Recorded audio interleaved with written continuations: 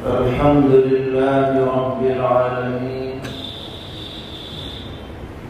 أشهد أن لا إله إلا الله وحده لا شريك له، وأشهد أن سيدنا ومولانا محمدا عبده ورسوله، صلى الله تبارك وتعالى عليه وعلى آله وأصحابه وذرياته أجمعين.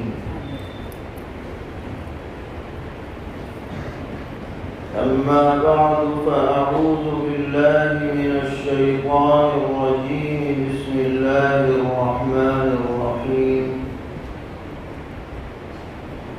اليوم أكملت لكم دينكم وأتممت عليكم نعمتي ورضيت لكم الإسلام دينا. صدق الله مولانا العلي العظيم. معزز علماء کرام، اساتذہ گرامی قدر، طالبان علوم نبوت اور قریب اور دور سے تشریف لانے والے فرزندان توحید، جیسا کہ ابھی آپ کے سامنے مدرسے کی کارگزاری اور مختصر تاریخ بیان کی گئی، جس میں یہ بتلایا گیا کہ اس مدرسے کی بنیاد کو 1.5 صدی سے زیادہ کا عرصہ گزر چکا ہے، اور اللہ کا بہت بڑا فضل و کرم اور انعام ہے کہ یہ علمی دعوتی اصلاحی شجر مسلسل سرسبز و شاداب رہا ہے، اور اس کے فیض سے ایک عالم فیضیاب ہوتا رہا ہے۔ ہماری دعا ہے کہ اللہ تعالیٰ اس سلسلے کو قیامت تک جاری رکھے اور ہر قسم کی برائیوں سے، کوتاہیوں سے، شرور اور فتن سے پوری طرح محفوظ رکھے۔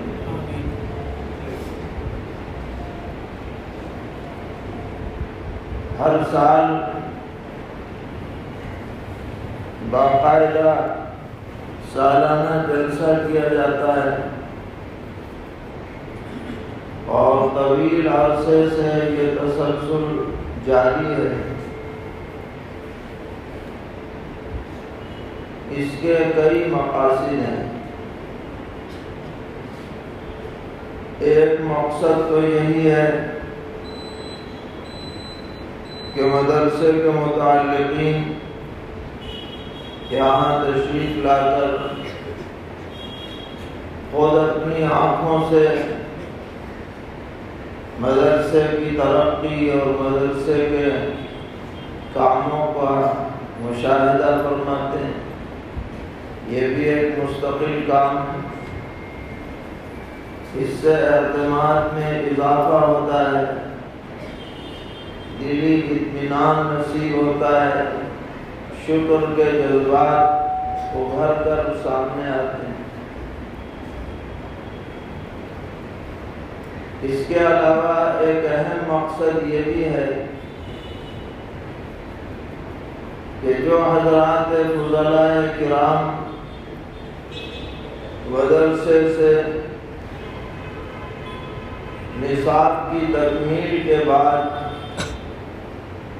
یہاں سے جانے والے ہوتے ہیں، ان کو کچھ ہدایات دی جاتی ہیں کہ تمہیں آگے جا کر کیا کرنا ہے، کیسے زندگی گزارنی.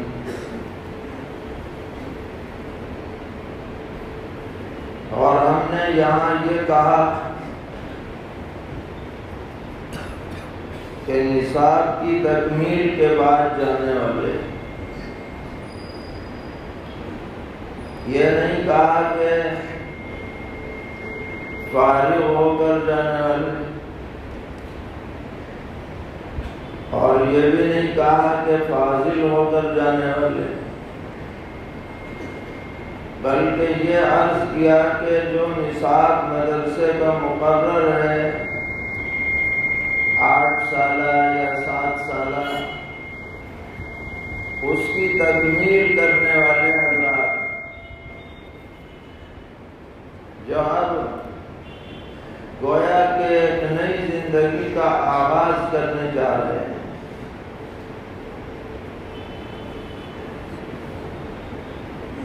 تو یہ جملہ اس لیے بولا گیا کہ 7-8 سال پڑھنے سے آدمی کامل نہیں ہوتا ہے، بس اس کو ایک مناسبت پیدا ہو جاتی ہے. اگر وہ آگے بڑھتا رہے تو امید ہے کہ کسی درجے تک پہنچ جائے گا، اور اگر یہ سمجھ لے کہ جی ہم تو بس مکمل ہو گئے تو وہ ناقص کا ناقص رہ جائے. اس لیے کہ جب تک آدمی طالب علم رہ کر کتاب پڑھتا ہے مدرسے میں، تو اس کا اصل نظریہ یہ ہوتا ہے کہ میں اتنا پڑھ لوں کہ امتحان میں کامیاب ہو جاؤں، کتاب اتنی سمجھ لوں. بعض طلبہ اس میں بھی اتنے پر اکتفا کرتے ہیں کہ بھئی پاس نمبر آ جائیں، اتنا پڑھ لو کم سے کم.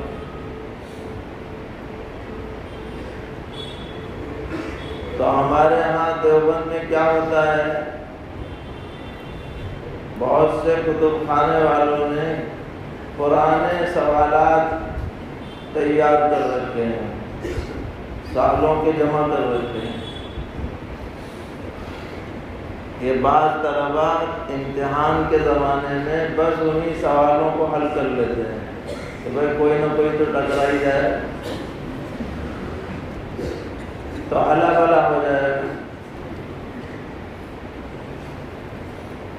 لیکن بعض ایسے بھی ہوتے ہیں ماشاءاللہ محنت کرنے والے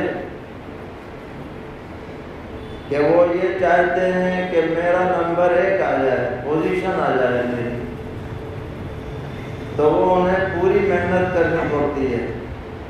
صرف سوالات سے کام نہیں چلتا، بلکہ پوری کتاب پہ نظر ڈالنی پڑے گی کہ پتہ نہیں کہاں سے آ جائے. ابھی جب امتحان کے پرچوں کی تیاری ہو رہی تھی تو اساتذہ کے نام تعلیمات سے تحریر آئی کہ جو مشہور سوالات ہیں وہ نہ دیے جائیں، بلکہ غیر معروف دیے جائیں تاکہ اصل پتہ چلے. صحیح بھی ہے یہ بات، کیونکہ ایسا ممکن ہے کہ مشہور کو کسی نے اسی کی تیاری کر لی اور جو بیچارہ مسلسل تیاری کرتا آ رہا ہے وہ پیچھے رہ جائے. تو الغرض طالب علمی کے زمانے میں کتاب حل کرنے کا اصل مقصد امتحان کی منزل کو پار کرنا ہوتا ہے. اب ظاہر ہے کہ جب یہی مقصد ہے تو جب امتحان میں کامیاب ہو جائے گا تو مقصد پورا ہو گیا. اب وہ ذوق و شوق نہیں رہے گا، وہ باتیں زیادہ یاد بھی نہیں رہیں گی کیونکہ مقصد حاصل ہے۔ لیکن اب جس مرحلے میں ہم قدم رکھنے والے ہیں، اب ایسا امتحان شروع ہونے والا ہے جو ہر روز ہوگا۔ یہ تو ششمائی ہے، سالانہ ہے، داخلہ ہے، اور جب آپ تدریس کے میدان میں قدم رکھیں گے تو آپ ہر دن امتحان دینے جا رہے ہیں۔ اب جب تک آپ اچھی طرح کتاب کو نہ سمجھیں، آپ دوسروں کو سمجھا نہیں سکتے۔ جب اس طرح سے کتاب کا مطالعہ کیا جائے گا، حاشیہ دیکھا جائے گا، شرح دیکھی جائے گی، افادات دیکھے جائیں گے، سوال اور اشکالات ان کو حل کیا جائے گا، تو اب علم کی اصل چاشنی اب آنی شروع ہوگی، اور وہ کتاب واقعتاً ایسا معلوم ہوگا کہ گویا ہم ابھی سے پہلی مرتبہ اسے پڑھ رہے ہیں۔ تو آپ حضرات کو اس جلسے میں ہدایات دی جائیں گی کہ آپ نے جو 7-8 سال تک پڑھا، اس کو آپ کو باقی رکھنا ہے، اس کو ضائع نہیں کر دینا ہے، اس کو بڑھانا ہے۔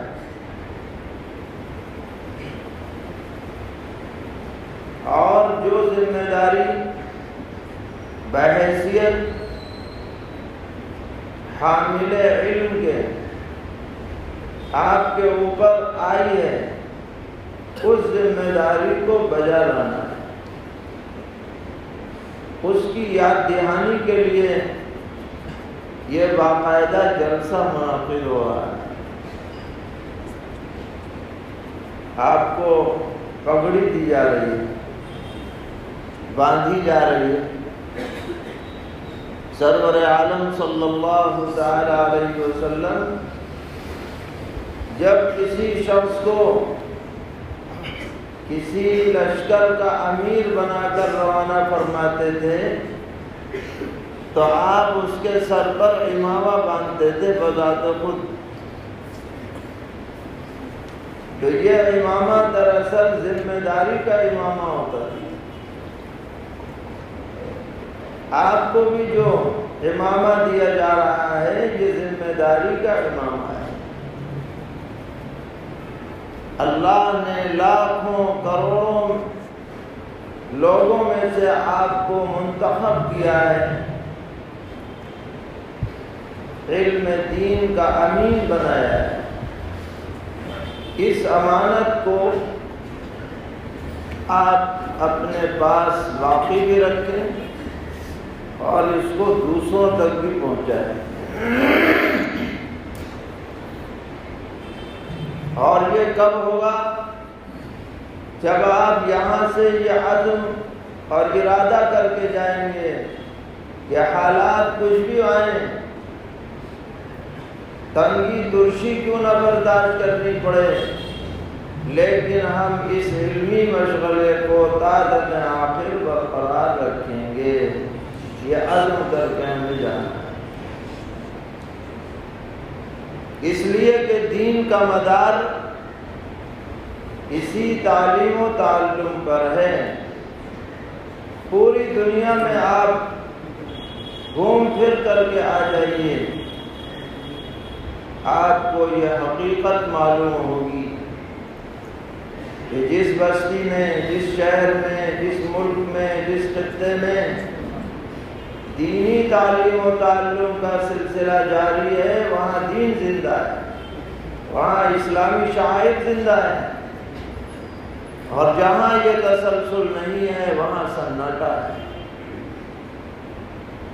اللہ نے بہت بڑا فضل و کرم کیا ہمارے اس بر صغیر پر کہ ان اداروں کا قیام بھی عمل میں آیا، اور وہ ماشاءاللہ اپنی اسی ڈگر پر چل بھی رہے ہیں جس ڈگر پر انہیں قائم کیا گیا.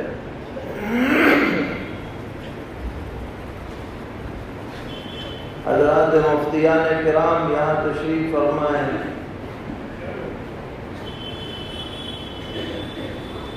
وہ بتلائیں گے کہ ہمارے فقہائے متقدمین نے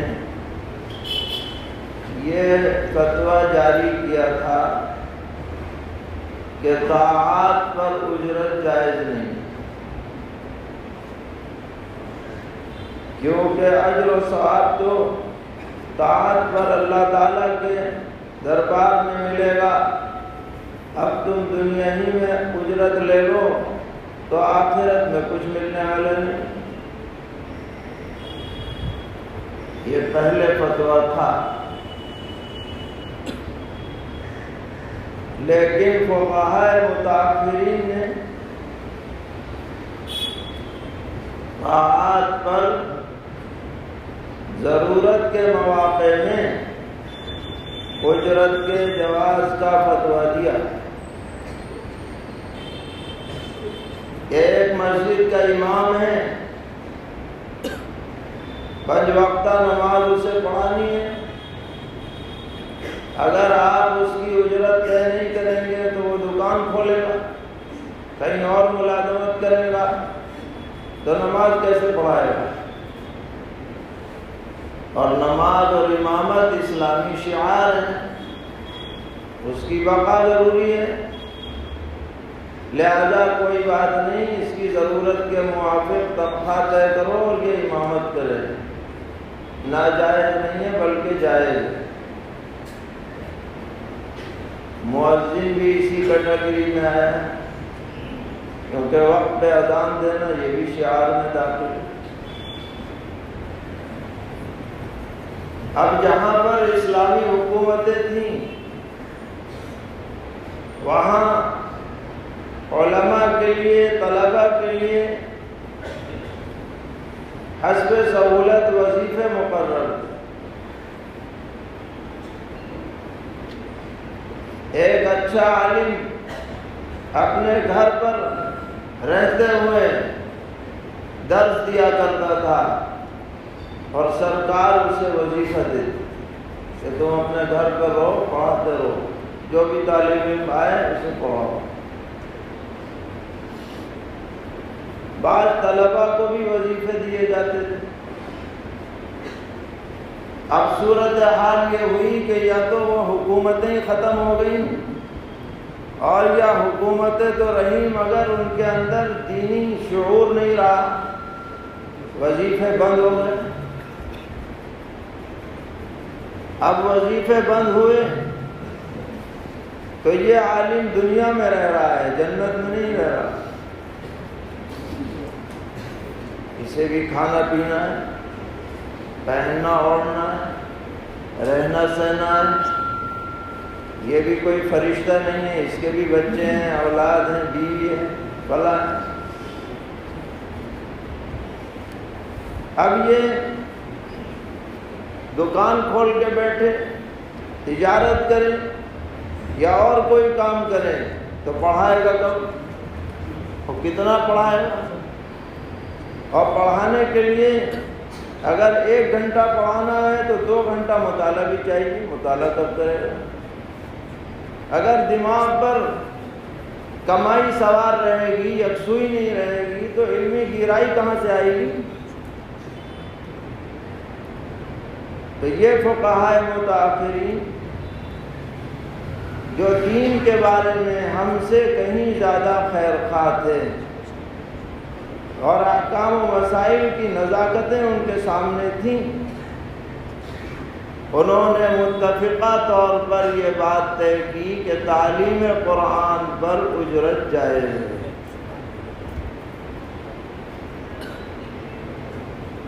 اور اس کی توجیہ یہ فرمائی، علامہ شامی رحمۃ اللہ علیہ نے لکھا ہے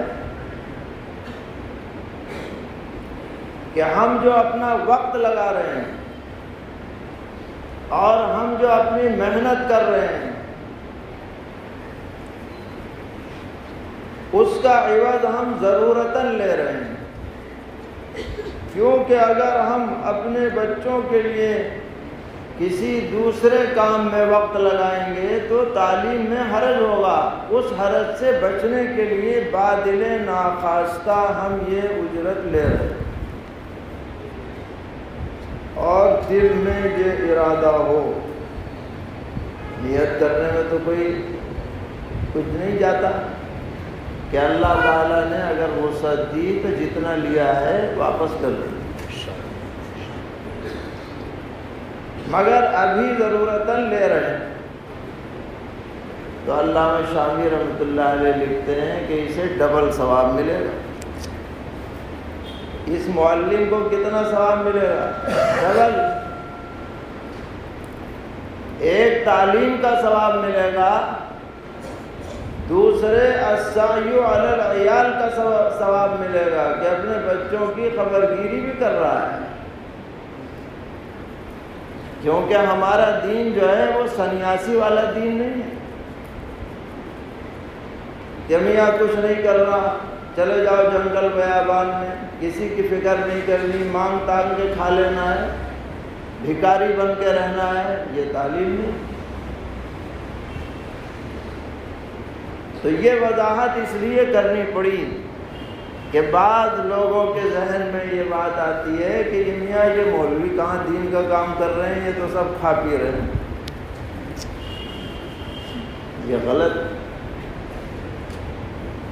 بلکہ موجودہ ماحول میں ہمارے بعض اساتذہ فرماتے ہیں کہ یکسوئی کے ساتھ تنخواہ لے کر پڑھنا بہتر ہے بنسبت یہ کہ دماغ ادھر ادھر لگائے، کیونکہ جب دو طرف دماغ لگتا ہے تو کسی طرف قصور ضرور آ جاتا ہے۔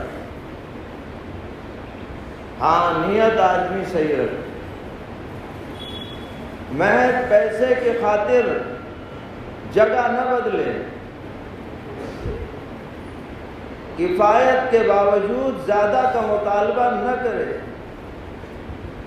دل پر بوجھ سمجھ کر کے قبول کرے، یہ اس کا ذاتی فعل ہے، لیکن نفس مسئلہ یہ ہے کہ اصل چیز دین کا وجود ہے، دین میں خلل نہیں آنا چاہیے، اور ہم نے جو امانت اللہ کے فضل سے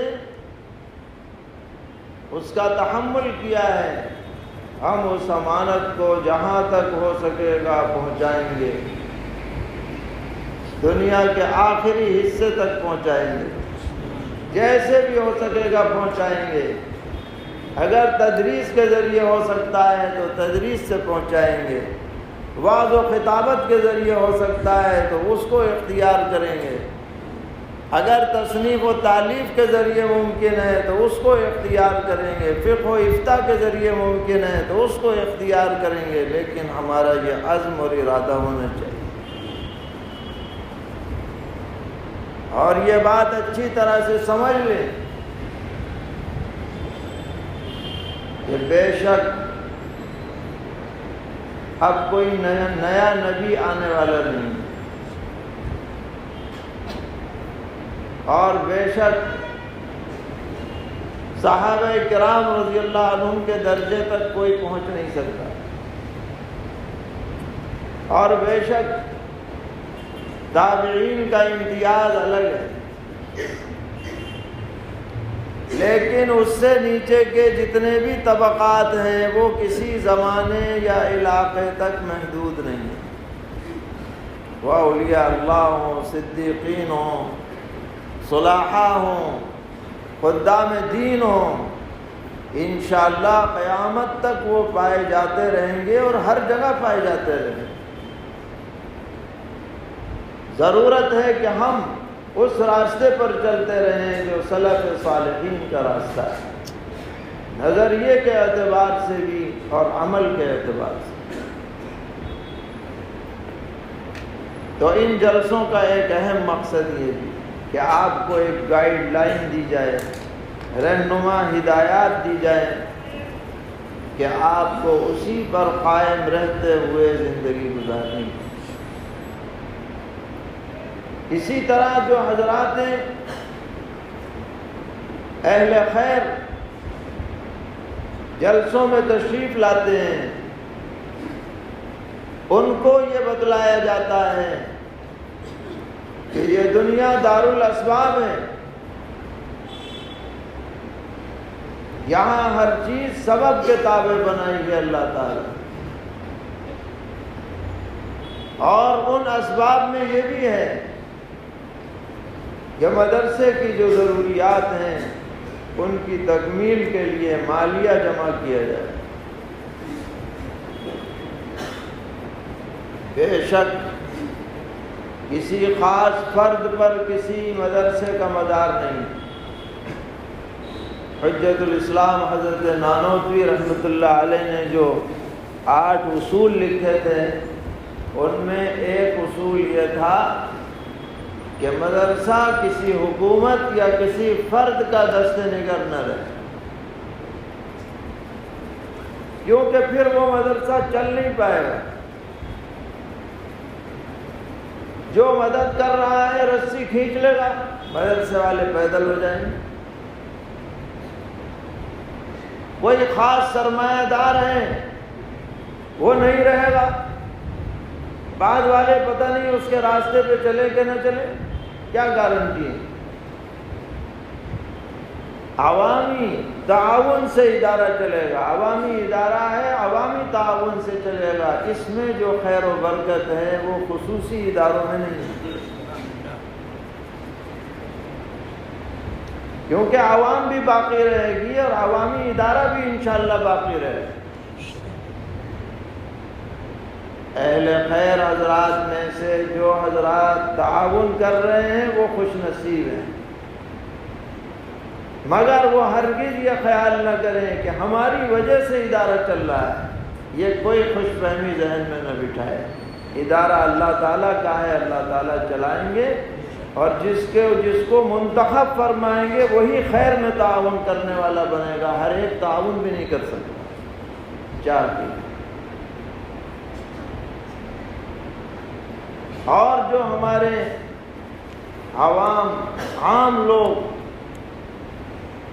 جلسوں میں تشریف لاتے ہیں ان کو یہ بتلایا جاتا ہے کہ ہمارے لیے سب سے زیادہ قیمتی چیز ہمارا دین ہے،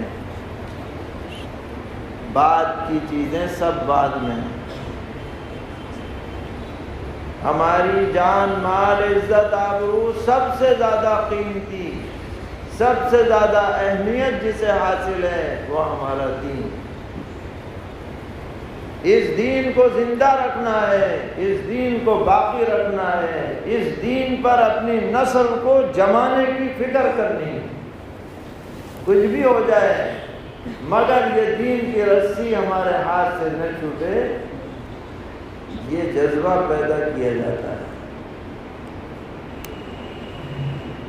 دین تو بہت سے آئے مگر سب دینوں کا کمال جو حاصل ہوا وہ دین محمدی کو حاصل ہوا۔ اللہ تبارک و تعالی نے سیدنا حضرت آدم علیہ نبینا وعلیہ الصلاۃ والسلام سے لے کر سیدنا حضرت عیسیٰ علیہ نبینا وعلیہ الصلاۃ والسلام تک ہدایات بھیجی، رسولوں کے ذریعے، کتابوں کے ذریعے، صحیفوں کے ذریعے، شریعتیں کچھ فرق کے ساتھ نازل فرمائیں، مگر ان تمام شریعتوں کی تکمیل شریعت محمدیہ پر ہماری بڑی نصیب ہے کہ ہمیں اس شریعت کا حصہ بنایا گیا۔ مشکوٰۃ شریف میں آخری روایت ہے، پیغمبر علیہ السلام نے فرمایا کہ انتم تتمون 70 امتا انتم خیرها واکرمها علی اللہ تبارک و تعالی۔ سینکڑوں امتوں میں تم پر اللہ تعالیٰ نے تکمیل فرمائی ہے، تم سب سے معزز ہو، سب سے زیادہ بہتر ہو اللہ کی نظر۔ اور یہی بات اس آیت میں فرمائی گئی، الیوم اکملت لکم دینکم، آج میں نے تمہارا دین تم پر کامل کر دیا۔ وَأَتْمَمْتُ عَلَيْكُمْ نِعْمَتِي، اور جو نعمت مجھے عطا کرنی تھی وہ تام کر دی۔ وَرَضِيتُ لَكُمُ الْإِسْلَامَ دِينًا، اور بس میں اب تمہارے لیے دین اسلام سے راضی ہوں اور کسی دین سے راضی نہیں۔ آپ نے سنا ہوگا کہ یہ آیت میدان عرفات میں آخری حج کے موقع پر نازل ہوئی، عصر کے بعد۔ اور یہودی کہا کرتے تھے کہ اگر یہ آیت ہمیں عطا ہوئی ہوتی تو ہم اس دن کو عید کا دن مناتے۔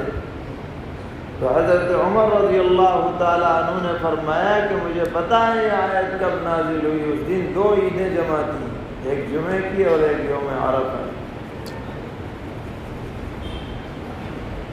تو جو دین کامل مکمل اکمل ہمیں عطا ہوا ہے، ہمیں اس دین پر ثابت قدم رہنا ہے۔ خاص طور پر اس ملک میں حالات بہت تشویشناک، بالخصوص سرکاری یا غیروں کے جو تعلیمی ادارے ہیں ان کا ماحول زہرناک ہوتا چلا جا رہا ہے۔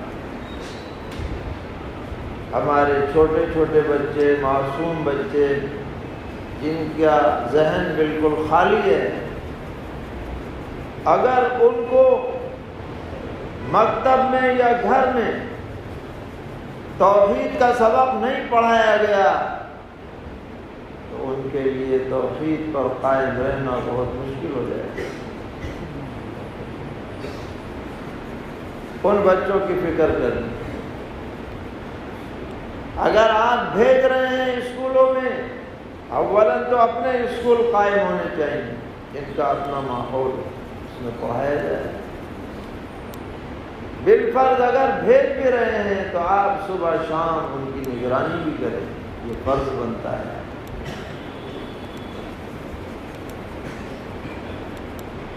دوسرے، آج کل میڈیا کا دور ہے، ہر ایک کے ہاتھ میں موبائل ہے اور سینکڑوں ہزاروں چینل اسی کام پہ لگے ہوئے ہیں کہ نوجوانوں کا ذہن خراب کریں، شکوک و شبہات پیدا کریں، اسلام کو بدنام کریں، غلط تصویر پیش کریں۔ ایسے میں بہت ہوشیار رہنے کی ضرورت ہے۔ بچوں کی، معاشرے کی، دوست احباب کی فکر کرنی ہے۔ اگر فکر مند رہیں گے تو انشاءاللہ ان اثرات سے متاثر نہیں، کیونکہ ایمان جب دل میں جم جاتا ہے تو دنیا کی کوئی طاقت اسے نکال نہیں سکتی۔ یہ ایسا نشہ نہیں ہے جسے ترشی اتار دے، مگر وہ جمانا ضروری ہے۔ اس کے لیے بچپن سے کوشش کرنی پڑے گی، اچھا ماحول دینا پڑے گا، اچھی باتیں سکھلانی پڑیں گی، تو انشاءاللہ ان مضر اثرات سے ہم محفوظ رہیں۔ اللہ تعالیٰ ہمیں کہنے سننے سے زیادہ عمل کی توفیق عطا فرمائے، اس مدرسے کو بھی خیر اور برکت سے مالا مال فرمائے، شرور اور فتن سے محفوظ رکھے، وعاملین، منتظمین، طلباء، اساتذہ سب کو جزائے خیر عطا فرمائے۔ وصلی اللہ تعالی علی خیر خلقہ محمد وآلہ وصحبہ اجمعین برحمتک یا ارحم الراحمین۔